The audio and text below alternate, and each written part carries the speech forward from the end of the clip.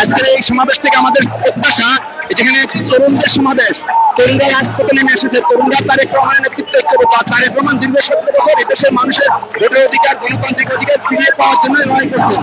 আজকের প্রত্যাশা এই তরুণরা অদূর ভবিষ্যতে তারেক রহমান যখনই ডাক দিবেন সবাই রাজপথে নেমে আসবে ভোটের অধিকারের জন্য। আমরা 17 বছর কেউ ভোট দিতে পারে না, আজকে তরুণরা কেউ ভোট দিতে পারে না। তারা ভোট দিতেছে, ভোট দেওয়ার ন্যায্য অধিকার দিতে হবে।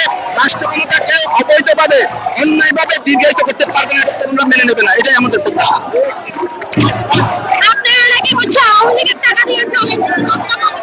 হ্যাঁ, আমরা 17 বছর আওয়ামী লীগ আমাদের টাকা দিচ্ছে, আমরা টাকা দিয়ে চলি। আর আমাদের লোক পাশে আওয়ামী লীগ টাকা দিচ্ছে। যারা বলে তারাই আওয়ামী সরকারের প্রেতাত্মা, তারাই আওয়ামী সরকারের প্রেতাত্মা, আওয়ামী সরকারের দোষর ষড়যন্ত্রকারী তারাই। বিএনপি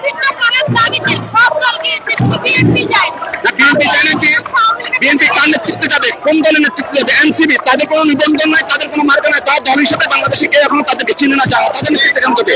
আসতে বিএনপি নেতৃত্বে সবাইকে আসতে হবে, অন্য দলের নেতৃত্বে বিএনপি কেন যাবে? বিএনপি বাংলাদেশের সবচেয়ে লার্জেস্ট পার্টি, এই পার্টির নেতৃত্বে আসতে হবে যে কাউকে।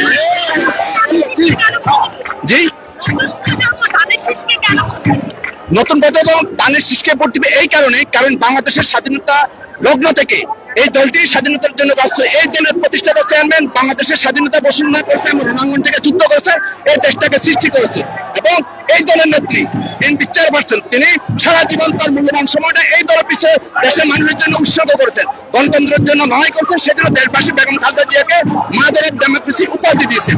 এই দলের ভারপ্রাপ্ত চেয়ারম্যান জনাব তারেক রহমান শহীদ প্রেসিডেন্ট জিয়া রহমানের জ্যেষ্ঠ সন্তান, বেগম খালেদা জিয়ার জ্যেষ্ঠ সন্তান, যার শরীরে জিয়া রহমান এবং তারেক রহমানের খালেদা জিয়ার রক্ত প্রবাহিত। উনি দেশপ্রেমিক, একজন এই মুহূর্তে আধুনিক বিশ্বের মধ্যে সর্বাধুনিক দেশপ্রেমিক নেতা তারেক রহমান। এই কারণেই মানুষ বাংলাদেশকে ভোট দিবে।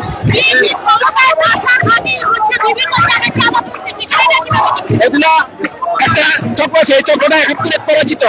এরা বাংলাদেশ নামে রাষ্ট্রটাকে চায় না। বিএনপি এদেরকে দয়া মায়া করে বিএনপির সাথে রেখেছিল। শহীদ প্রেসিডেন্ট জিয়া রহমান দেশ গঠনের জন্য সব রাজনৈতিক দলকে বাংলাদেশে আসার সুযোগ দিয়েছিল। তার মধ্যে শেখ হাসিনাকে শহীদ প্রেসিডেন্ট জিয়া রহমান বাংলাদেশে আসার সুযোগ দিয়েছিল।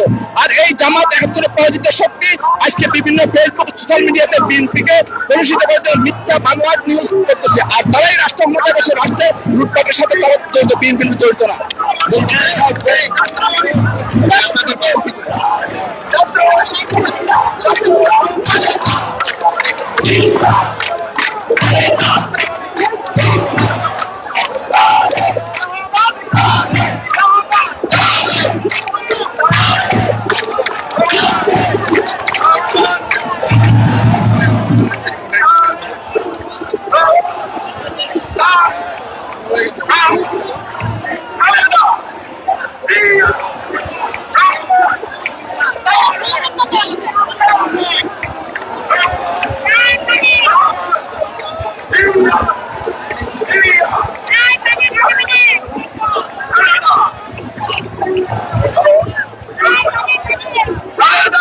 আমরা এখন আছি বিএনপি সবচেয়ে বড় সমাবেশ।